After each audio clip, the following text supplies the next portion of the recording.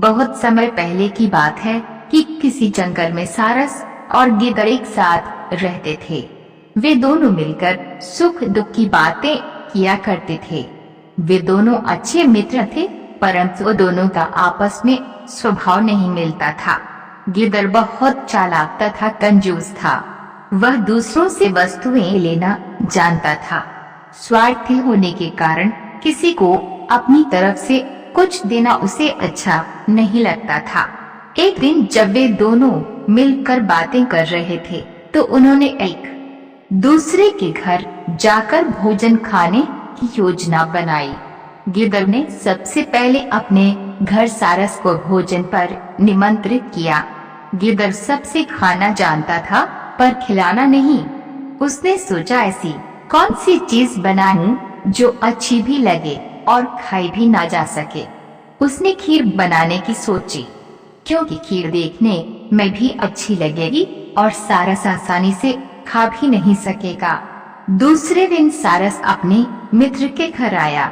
वह अपने भोले स्वभाव के कारण बहुत प्रसन्न दिखाई दे रहा था। गिद्ध बहुत चालाक था।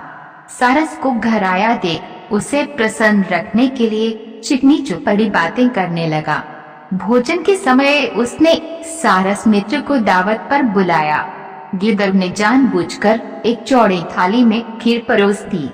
दोनों मित्र खीर खाने लगे। गिद्ध तो बड़े मजे से खीर खाता रहा और अपनी खीर की भी प्रशंसा करता रहा। सारस कभी अपनी चोंच को देखता तो कभी थाली में परोसी हुई खीर को देखता। सारस के चोंच में खीर नहीं आई। चावल का एक दाना खाकर पछताता रहा। उधर गिद्ध सारी खीर मजे से स्वयं ही खा गया।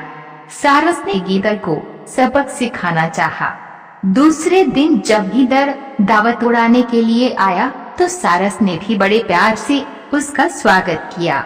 भोजन के समय सारस ने एक लंबी तथा तंग गर्दन वाली सुराही में खीर परोसी और कहने लगा, आओ भैया, भोजन तैयार है।